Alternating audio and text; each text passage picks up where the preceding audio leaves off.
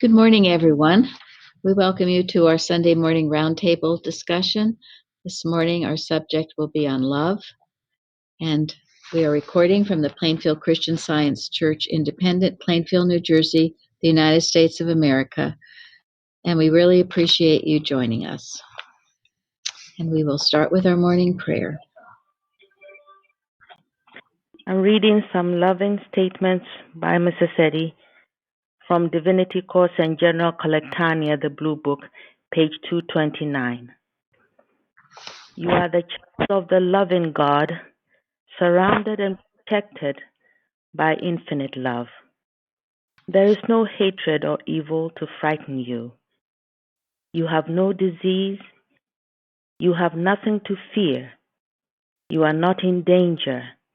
You are entirely well and continually held in the presence of God. God is always with a good desire, giving it power, activity, energy, intelligent action, and rich fruition. He brings every right endeavor to its fulfillment and gives more blessings than one has sought. Possess yourself of good and dispossess yourself of any other mind, and all the mystery of iniquity beateth in vain against your house. Abide in love. Nothing can touch or harm you in love. Know that you live in love. Love is God as life itself. Take this understanding with you and bless others with love. Mary Baker Eddy.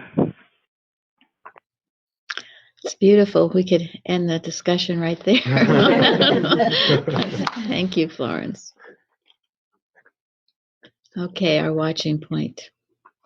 Watch number 367. Watch that you heal with divine love and feel love for the true selfhood of your patient, no matter how repulsive the human wrappings may appear to be. Your healing thought may be scientific, but without love, you provide no channel through which to convey the healing power to the patient. On page 365 of Science and Health, Mrs. Eddy stresses this need for love. She goes so far as to say that if we reach our patient through divine love, the healing work will be accomplished in one visit. Also, in Sentinel for July 3rd, 1943, her words are, quote, "Love, love, love. Then you will heal the sick and raise the dead." End quote. Thank you. Okay, comments. Well, the where it says the channel, let's see. Your healing thought may be scientific, but without love, you provide no channel through which to convey the healing power to the patient. I thought of hymn number 182, where it says, "Make channels for the streams of love, where they may broadly run, and love has overflowing streams to fill them every one." And it just reminded me that, we have to we can't allow any obstruction in the channel that love just naturally wants to flow through, not only to benefit ourselves, but others. And so we just have to make sure there's no obstructions like fear or doubt or hate or whatever that would try to obstruct that flow. Thank you. That's beautiful, Karen. And that I was thinking that goes with what Louise wrote on the forum, quoting an article from a Grace Bemis Curtis. She was one Mrs. Evans I know talked about. Maybe she's one of the more recent ones, but a good one. And it says, if we seem to feel a lack of love, it isn't due to any shortage of love. There's always an abundance of love. It's because an accumulation of selfish thinking, clogging our intake and blocking the free flow of love into our lives. As the ice of material self is dissolved by the warmth of unself-love, the bounty of divine love flows freely into our lives and meets our needs. So thank you. Yes, there's never any lack of love. It's our own, selfishness or self-centeredness that would seem to obstruct it. But with that warmth of love shining, that obstruction, the adamant of error, right? All the self can be dissolved. So the love flows freely. Have to dispossess ourselves of any other mind, like Florence's prayer. So Yes. Yeah, because where is that channel? What is the channel? Consciousness, Well, thought. Yeah. Thank you. Yeah, it's my own consciousness. That's why Mrs. Eddy says, "Stand porter at the door of thought." What are you worshiping in your consciousness? and I just want to say, when I first came here, I had been to a lot of churches in my life, enough that it was an impossibility to me that a church would ever have anything good. But when I came here, it was so different, and it is totally the love that shines through that is a difference. So I've always been grateful for that. Thank you. That's means everything, right? Because Science and Health, the vital part, the heart and soul of Christian Science is love. Without this, the letter is but the dead body of science, pulseless, cold, inanimate. A tinkling cymbal and a sounding brass. Yes, And that can hurt sometimes. it certainly It certainly, can. yeah. Mrs. Eddy says it rolls a stone upon the heart when it's just cold words. That's where we get all these books about people being raised in Christian Science and can't standing it now because of that. There was no love. There was just no love. It was just maybe rules enforced without the love. That's just the worst. And that Watching Point quotes Science and Health on page 364. If the scientist reaches his patient through divine love, the healing work will be accomplished at one visit. And we were always taught there was one important word in that sentence, and what is that? Reach. Reaches. Yes, Yes. reaches. That's a two-way street, isn't it? Mm. Practitioner has to reach, but what's the responsibility of the patient? Be reachable. Be open. Be open. Yeah. Like Craig's testimony last week, you can't force people. Yeah. There has to be that receptivity, and I know I'm speaking for myself. I wasn't very receptive because I had a lot of pride and fear and negativity. Took a while. It's like, what do they call it? Peeling the onion or something. The layers on an onion. Yeah. So don't be discouraged if your healing isn't done in one visit. And so that leads me in a way now to Florence read that beautiful testimony Wednesday night, and she was going to add some things to it. Oh, yes, I was thinking I should have added that in that case, in this lady's testimony, it seemed to be things like finances and housing and a job and so on. But it's equally the same for when you have a physical claim that seems not to yield. It appears as if nothing is going on, but if you keep looking at it and comparing that with your progress, then it makes you even go down more. Discouragement. Well, nothing is happening. Nothing has changed. Well, a lot of is changing in thought because eventually it's really the thought, the change in thought that outpictures is the healing.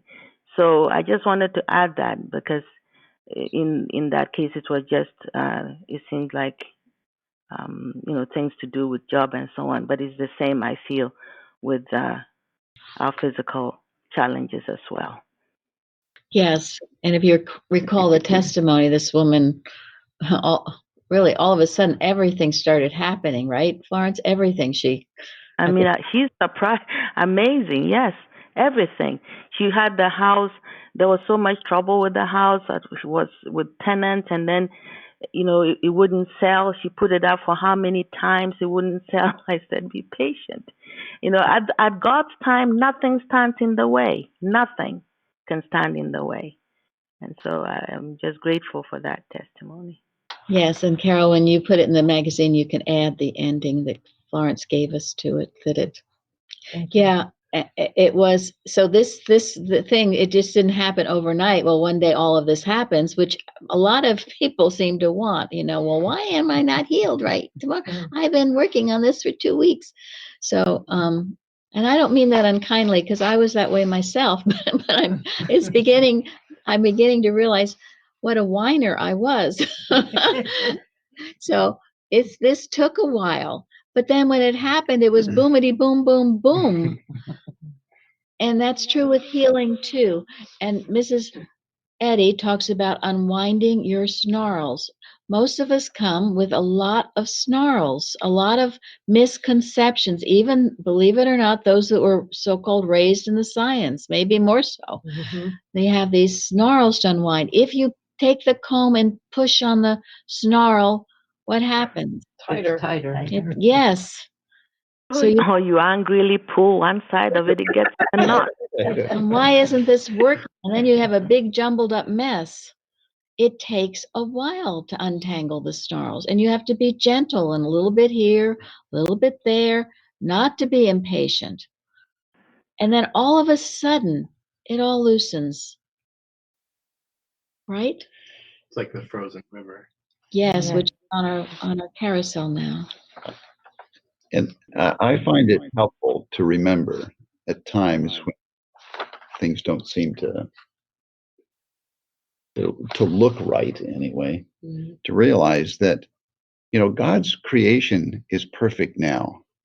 We see things incorrectly when we see inharmony, when we see disease, when we see lack. We see, well, we're looking at God's creation incorrectly.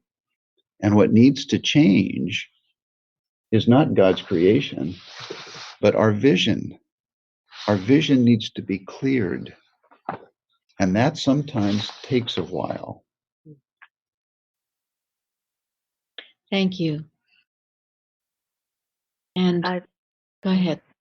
No, I just also wanted to say one thing about your point about the pride being the stumbling block why maybe you couldn't be reached. Mine was the other way. The stupid humility that makes you feel unworthy, that's equally a stumbling block, I feel. Yes. Mm-hmm. Yes. Yeah, that you're not worthy. Yes. Yes. But that's not, you see, and this is why it takes time, because maybe you were this way for a long time. I mean, with my case, Mrs. Evans used to tell me I have nothing to be prideful for, so what is my problem? Which was true. It wasn't like I was some great thing that I was so prideful. I was pretty much a nothing. So the pride just snuck in different ways, like I didn't want to admit I had problems or things like that. Anyway, so yes, but this is, if it's been part of your kind of the way you've thought for so long, this is why it takes a while to unwind that snarl. You have to see it. I didn't even see it. Or in Florence's case, she didn't know at that point that she was a child of God. Maybe you can read it, but did she know it? No. You've got to get where you really know it. And then, but that's a snarl, that's a past belief that has to be unwound, unsnarled. And then you make progress. So bit by bit, day by day, you work on it. And it will come. I absolute 100% guaranteed. For any of you who have been struggling long and hard with problems, if you keep on this path, keep applying it to the best of your ability, your healing will come 100% guaranteed. For as what Gary, someone has their computer on. But Gary just said it's here now. It's true now. We just have to have the eyes to see it. Our eyes have been beholden, right? Yeah, and there's no formula. There's no time horizon. I mean, it's possible to make that change quickly, and some people do and can. For most of us, it takes a while. Myself included. But it's a process. And why is it a process? Well, quite frankly, because the devil is aggressive, right? Yes. The the the lie seems to be nipping at the heel of truth. It just seems to happen, and we need to be aware of it, alert to it, and not fooled by it. I think sometimes in like the case of Mr. Kimball, if he was healed quickly, he said he probably would not be as proficient or do the great work that he did. There's a lot of things that, like you said, Mary, our thought, there are things that you don't even realize maybe you're doing, and it turns into a habit and you don't recognize it. Thank you. Thank you. It's a good way to say it. You don't recognize it's a habit you don't even know is there. Jeremy? Well, she kind of answered it, but it makes me think of my son when he started in school, when he started playing clarinet. Like immediately he was really good at it, but then he didn't work on it. He still played after that, but the teacher told me one time that he doesn't ever see him going any further because that initial success made him feel like, oh, I don't need to try. So. Yeah. It's the laziness of the human mind where we have to strive. And it is a process. And if you're doing it, there'll always be more and more things to overcome. And it's a glorious thing to do because you have the power of God behind you, in you and through you and above you and over you and all around in front you. of you and all around, all around you. It's the dearest cry, says the Christ. And we have been these mornings, the last few mornings anyway, just talking about various things to handle. I am doing this in some ways to show you how to do a watch, what needs to be handled, what thoughts might come to you to be handled. Like last week, it was the new normal, which we know is the new normal will be a wonderful normal based on the principles of God and the laws of God, and using the truth in that synonym truth to deal with it. This week I was thinking about, yes, we've talked about it before too, but the bringing in of the millennium and love is required. And in the lesson 3 in Science and Health, love fulfills the law of Christian Science, and nothing short of the divine principle understood and demonstrated can ever furnish the vision of the apocalypse, open the 7 seals of error with truth, or uncover the myriad illusions of sin, sickness, and death. So we have to apply our synonyms of God to achieve this. And in doing this, uncovering the myriad illusions, we will bring in the millennium. And it is in our own thinking, our own consciousness. We've read how it goes on daily, the millennium. But it's a tremendous time to be born into, to be part of. As Martha Wilcox says, it's, what does she say, Jeremy? Oh, well, in the same way that Christ Jesus and Mrs. Eddy had their individual missions, we have ours. We have ours. And if you haven't already read her article on the millennium in the book that we have, everyone must read it and be aware of it.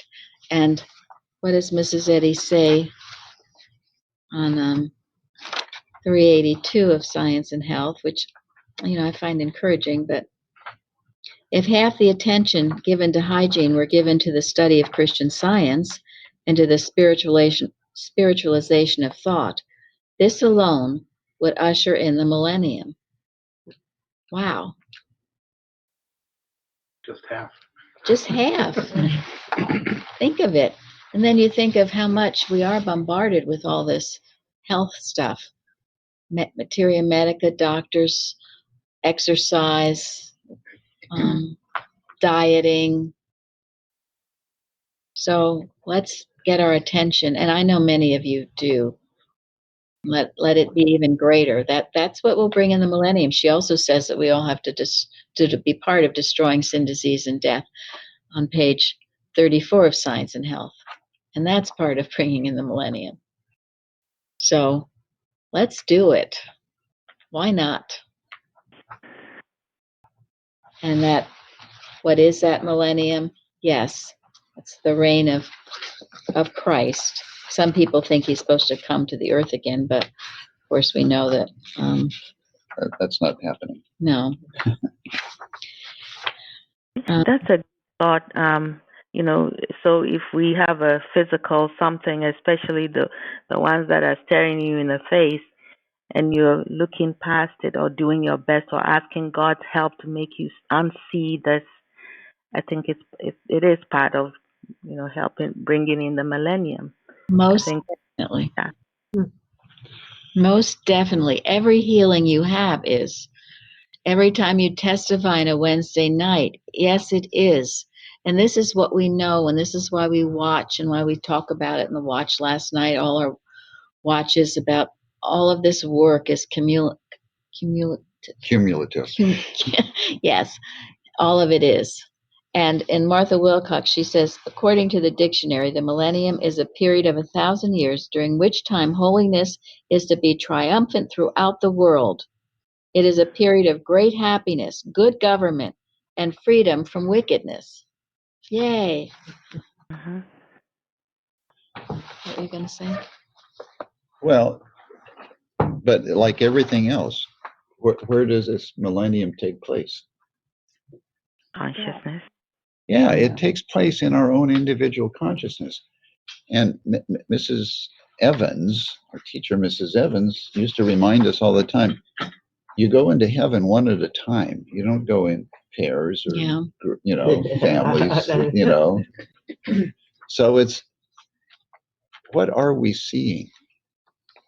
Are we seeing the millennium within our own experience? That should be our objective. Mm-hmm. To so spiritualize our thought that we see nothing other. And when problems, of course, come to us, you don't ignore them or you don't, get upset about it. You reverse the lie with the truth. And if enough of us do it, boy, oh boy, is that going to be contagious. Yeah, that's the only true sense of contagion, is a contagion of good. So, go ahead. No, I'm just thinking, it's like that constant identifying with what God is seeing and not what mortal sense or your eyes are seeing, going past that and, well, God, what is God seeing now? Like that saying, you were there, what did you see? I don't remember the exact quote, but what is God seeing right now about me? Is it this wound or is this whatever? Because it can be aggressive, but I feel that if we could just, look to God and maybe ask, I have, what do you see, Father? Yeah. That beautiful hymn you gave us a while ago, Be Thou My Vision, O Lord of my heart. I think that often during the day, just that one little statement, Be Thou my vision, O Lord of my heart. What is God seeing? And we know you can have a few people looking at the exact same thing, and everyone will give a different report according to where they are coming from. I think that's partially responsible for all what we call the fake news. Everybody sees and feels and hears something different according to what they want to hear and see and feel. It's all subjective. But in God's universe, it is not subjective. He sees the truth, and we see the truth, and we only see the truth. And we see from eyes of love. And that's why, too, that beautiful, I guess it's an article or pamphlet, True Vision by John Morgan. You could read or listen to that every week and be so blessed. he takes the 7 synonyms and tells you how to apply to what you see. Yes, and this is going to bring in the millennium. I read this probably last week, but miscellany, 239. The millennium is a state and stage of mental advancement going on since ever time was. Its impetus, accelerated by the advent of Christian Science, is marked and will increase till all men shall know him, divine love, from the least to the greatest, and one God and the brotherhood of man shall be known and acknowledged throughout the earth. Wow, that gives me goosebumps. So this is it. And where is our love? Because love, what is the golden text, Lillian? Love is the fulfilling of the law. Thank you. And the word fulfilling, accomplishment, completion. And what did you write, Linda, on the forum from the greatest thing? Now that's another thing, this little booklet, the greatest thing in the world. If you don't have it, get it. You can download it, right? You can buy it. On the website, Our website. Gary read it. Gary read it. You can listen. Yeah, wonderful. It's wonderful. And he suggests, because it's based on 1 Corinthians 13, which is in the lesson, he suggests you read that chapter once a week for 3 months. And it will totally, if it reaches you, will change everything. It'll be a life-changing experience. Go ahead, Linda. All right, so from the greatest thing in the world, I took a part, and it goes, quote, "You remember the profound remark which Paul makes elsewhere, love is the fulfilling of the law. Did you ever think what he meant by that? In those days, men were working the passage to heaven by keeping the 10 commandments and the 110 other commandments they had manufactured out of them. Christ came and said, I will show you a more simple way.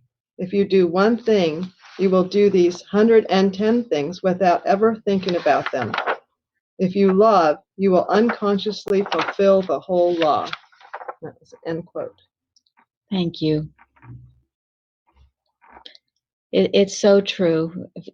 And you've seen anyone that goes anywhere that they have love in their heart, they can be most humblest, come from the most poorest background or whatever. And if they have that love, it will be a great blessing. And if they don't have it, doesn't matter who they are or what they are, it won't be a blessing. I was greatly touched. This week, some of us went to see the movie Hidden Figures. Maybe you've seen it. This is my 3rd time, actually. If you haven't seen it, you should. Yeah, if you haven't seen it, that's another thing for you to do. Your to-do list is growing. But anyway, Jeremy, tell them simply what it was about. Oh, well, it's about these 3 black women in the early 60s who each of them were incredibly amazing at mathematics. And they were working for NASA as a part of, the Space. the space crew, I guess. trying to do the math and figure out how to get, everyone into orbit. And just the amount of racism and foolish obstacles they had to go through. I think that's my big takeaway. What a weird thing that is. You want to use your God-given gift, but you have to jump through a million hurdles. But they did it all, and they did it so well. And it's very inspiring. Did you want to add, Craigie? Oh, I think he did just fine. Yes.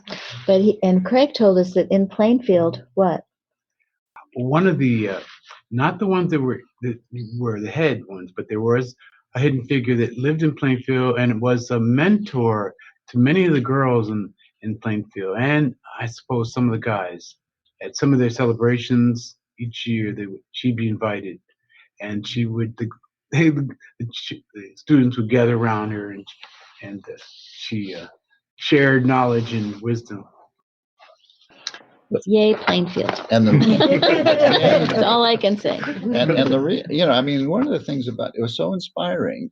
These women were so smart. They were so gifted, and yet, they lived in a very prejudiced environment, segregated environment, and they refused to hate. Yes. They refused to hate in spite of all the crap they were dealt. And was it ever? That's what got to me. And the next morning when I read in the lesson, 1 Peter, where it said, be all of one mind, having compassion one of another, love his brethren, be pitiful, be courteous, not rendering evil for evil or railing for railing, but contrariwise blessing, knowing that ye are thereunto called, that ye should inherit a blessing. For he that would love life and see good days, let him refrain his tongue from evil and his lips that they speak no guile. Let him eschew evil and do good. Let him seek peace and ensue it. For the eyes of the Lord are over the righteous, and his ears are open unto their prayers. When I read that on Tuesday morning, I wept, because this is what these women did. Every instant, no matter how insulting, you just wanted to wring some people's necks. They just kept doing the right thing. And at the end of the movie, it showed what wonderful, exalted lives all three of them lived, and how they made huge advancements to this awful thing called racism. And it was this. It was just what is in 1 Peter. It's also in Psalms 15. Lord, who shall abide in thy tabernacle? Who shall dwell in thy holy hill? And it goes on. And this is a law for anybody, anywhere. They practice these principles, just as Joseph did when his brothers threw him in a pit. All kinds of people have had this. It's being persecuted for righteousness' sake. And if you can not go down to that level, you will be exalted. You will be raised up.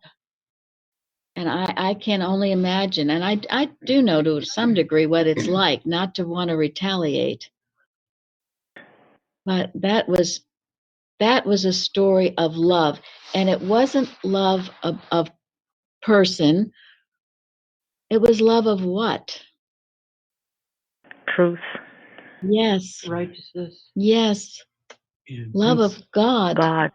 Principle. Right.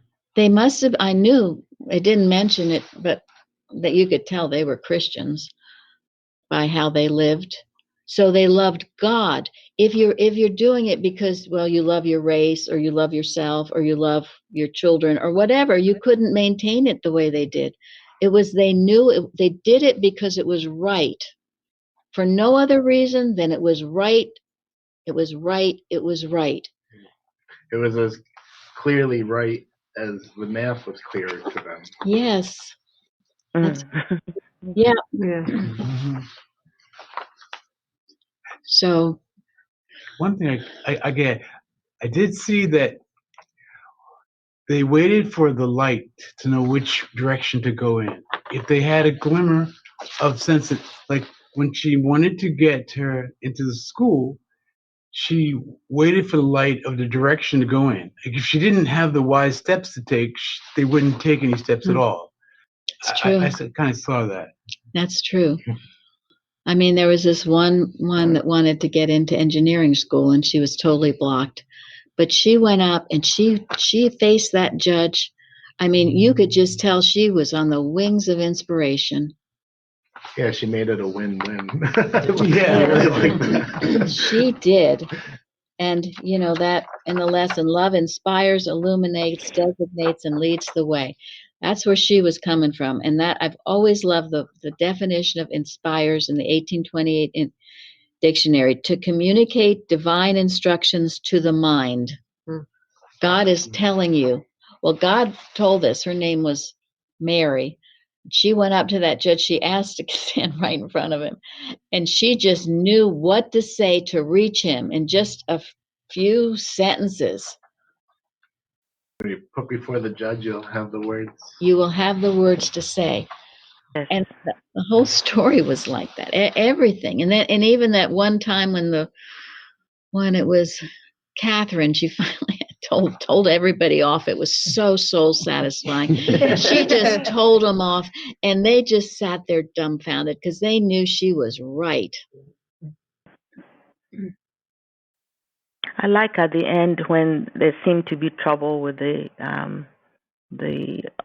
man in the orbit, and everybody was like scratching. What's the answer going to be? And I saw she was praying. Catherine, that is. She was. The very end, yes, towards the end. She got the answer, and Yeah. that John Glenn asked for her. He wanted her because you see the combination of her divine intelligence and then the love, because love is wisdom. It was nothing could defeat it, despite the the slings and arrows of mortal mind, the carnal mind, which is always jealous, hateful, tyrannical. That's, as we talked about last week, it's inherent. It's the nature of the beast. So, and the only way to defeat it is in this way. It's beautiful. Is the wave that can shock her nevermore. I love that. But they were channels for love. Yes, they were. They were. And they ended up, they had long days, happy days, fulfilling days. God bless them. One of the next things we're going to watch is, when I've already seen it, but we'll watch again, is Harriet, and about Harriet Tubman, and that too coming. All these movies that tell you how to be better, how to live a better life. That's the movies we want to see. And I think also it gives you perspective. Oh, you think you've been through something? Well, that's true too. That's true. Because for some of us, to walk a mile in another person's shoes, movies and books can help do that when we don't understand what it must have been like to be on the other side of that. But we do know our dear Bible is full of people overcoming adversaries, and adversities and adversaries, just like this. And they did it because they loved God.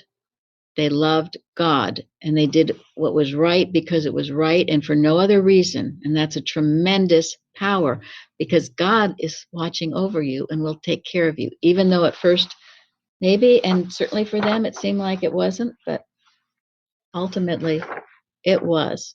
And it was soul satisfying to see them overcome those odds. It was just beautiful.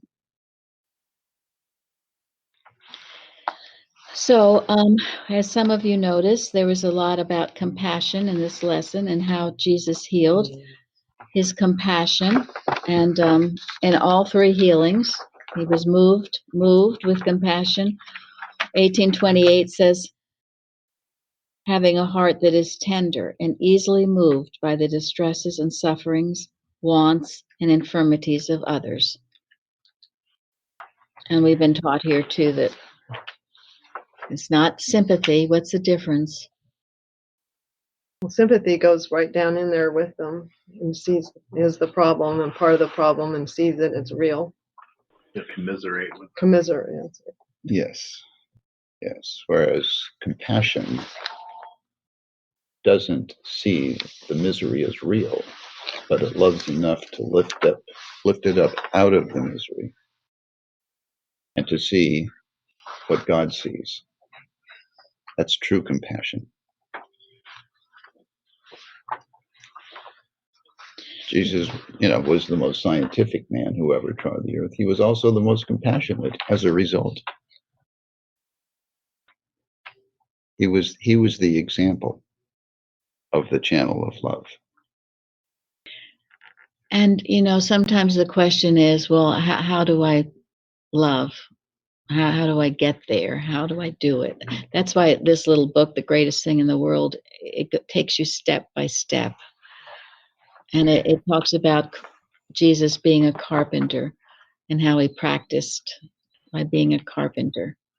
And each day you get opportunities and it was also brought out in the forum, and it was something Mrs. Evans did teach us too, that everything that's not love is hate. There's no in between. You're either loving or you're hating. And that can be a shocking statement, but what is indifference, for example? Indifference is hate. Yeah. it can be sometimes the cruelest kind of hate. When you're indifferent, thou art neither hot nor cold, therefore I will spew thee out. That's Revelation. You're just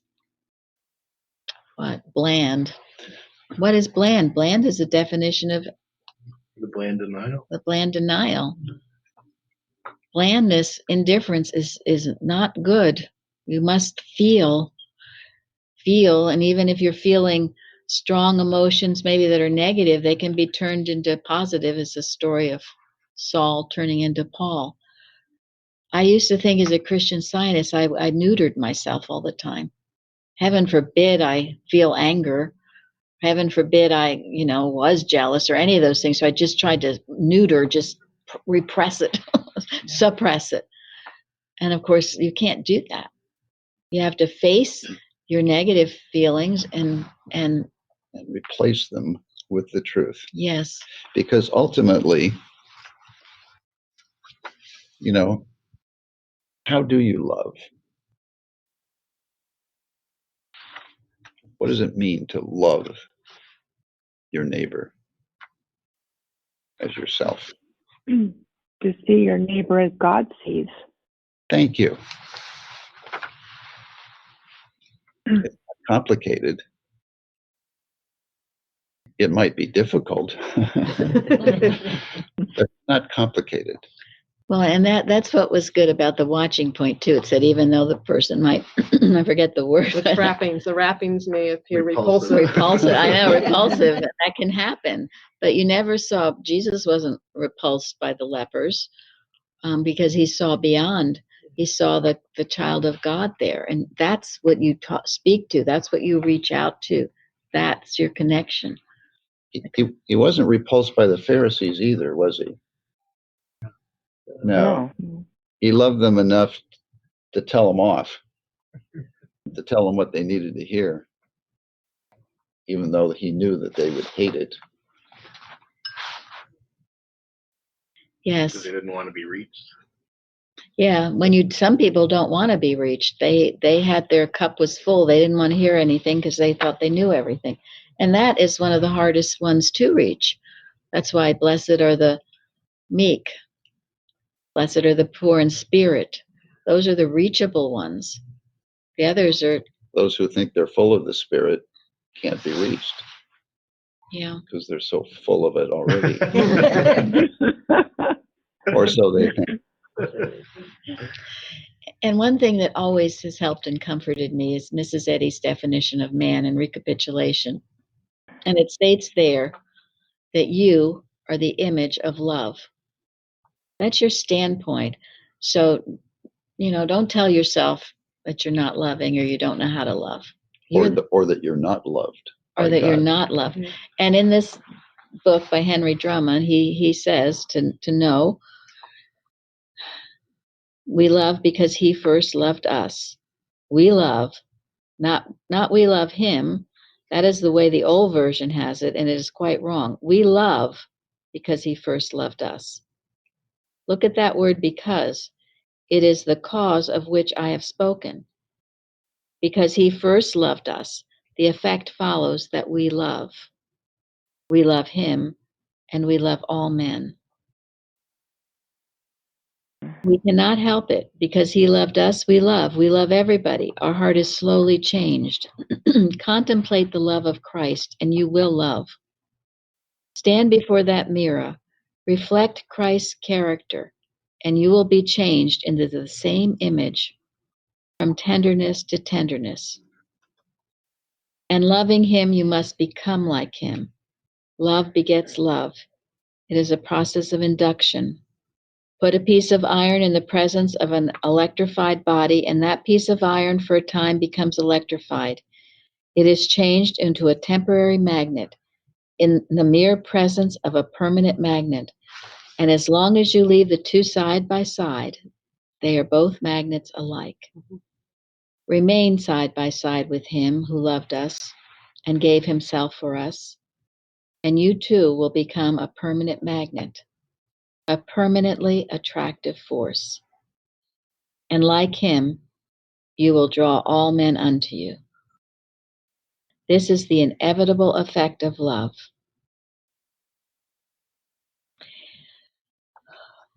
We love others. We love everybody. We love our enemies because he first loved us. It's so beautiful. And so this is how you do it. I know when I first came here, I felt terribly unloving. And Mrs. Evans, it was so interesting to me because she did seem like she loved everybody. She wasn't just loving her family. She loved everybody. And how in the world can she do that? But this is how. And I know I can see in myself such drastic changes in that way because that's how I really do feel. I feel like I love everybody. And I used to think that would be impossible. And it is impossible humanly. I tried to be really good and help people, but that wasn't it. That was human. It's only when you do what is just described in this book. Feel God's love, remain in him and of him and through him, and then pretty soon all of a sudden you feel like, gosh, I just love everybody. And that's a wonderful thing. And goodness, if I could make even a little bit of progress in that way, anybody can. Amen. see, Gary knew me. So he speaks as one who knows. Yeah, it's been a wonderful healing. Well, and it's but it's wonderful progress, and we should all we can all make that same progress. That's the thing. And it's believe me, no one ever arrives as long as they're on this earth. So we are works. I am a work in progress. Always can do better. Always can learn more. But when you start to feel those negative thoughts of envy, hate, jealousy, or that you can only love your own family, which is actually how I used to feel, then you know, well, that's not the love of God. And you can work to correct it. And we have the greatest love beside us. Every moment, God will make sure that we can do and know everything we need to know. Thank you. And Craig does that. Mm-hmm. And that's how you get out of the human love, because God will urge and prod you to tell you what you can do to help someone or what you can say, like that woman in Hidden Figures, to reach the heart. It's always that expression of God, nothing human. And really, if we don't, we are separating ourselves from God, because if God is love and we are hating, well, hate is not part of the synonyms. So it's we're disconnecting. So. Yep. Thank you. We do choose, don't we? Yes. So we can be so grateful that Christian Science teaches us about this God of love, and this is so different from any other so-called religion.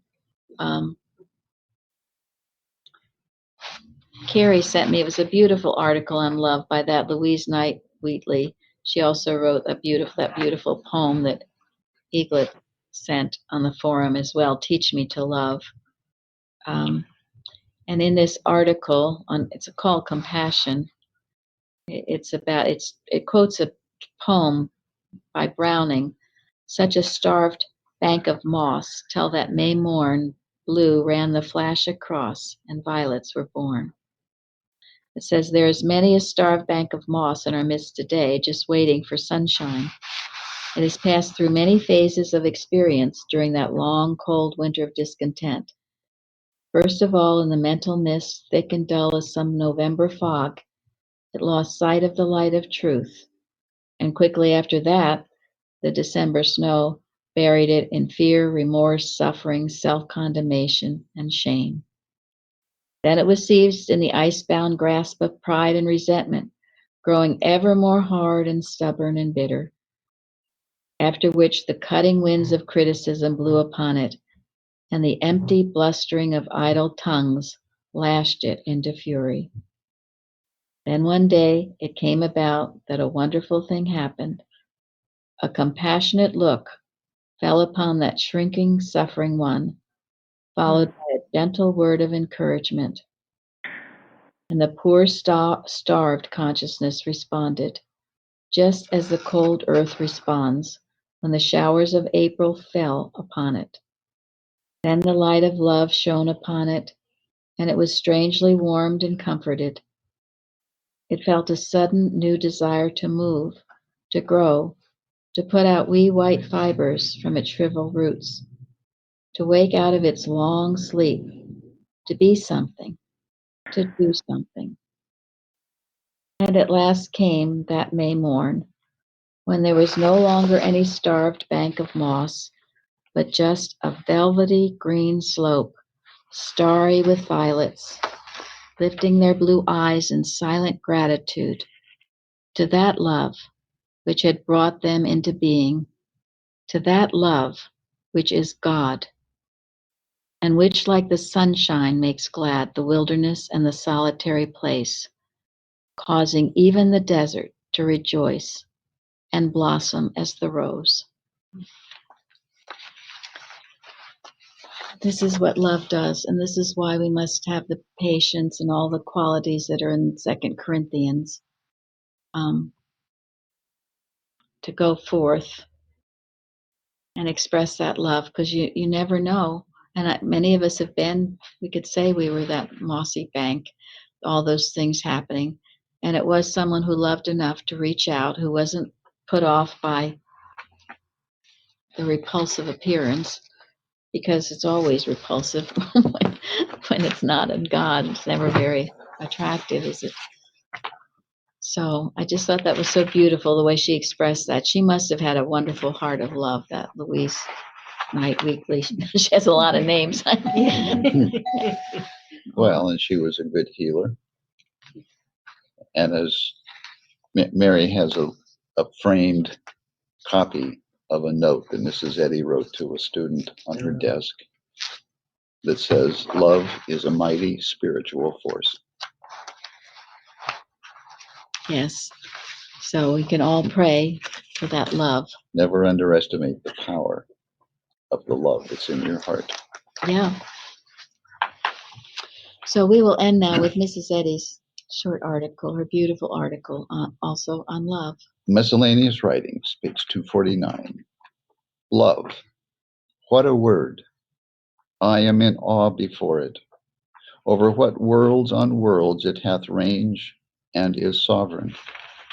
The underived, the incomparable, the infinite all of good, the alone God is love.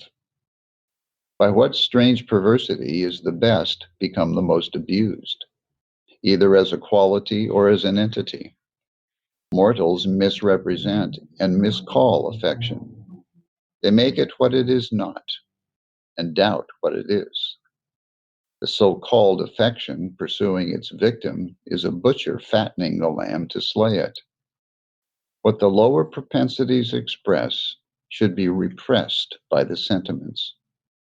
No word is more misconstrued, no sentiment less understood. The divine significance of love is distorted into human qualities, which in their human abandon become jealousy and hate. Love is not something put upon a shelf, to be taken down on rare occasions with sugar tongs and laid on a rose leaf. I make strong demands on love, call for active witnesses to prove it, and noble sacrifices and grand achievements as its results. Unless these appear, I cast aside the word as a sham and counterfeit, having no ring of the true metal. Love cannot be a mere abstraction, or goodness without activity and power. As a human quality, the glorious significance of affection is more than words. It is the tender, unselfish deed done in secret, the silent, ceaseless prayer, the self-forgetful heart that overflows, the veiled form stealing on an errand of mercy out of a side door, the little feet tripping along the sidewalk, the gentle hand opening the door that turns toward want and woe, sickness and sorrow, and thus lighting the dark places of the earth. Thank you for joining us today. Thank you. Thank you. Thank you. Thank you.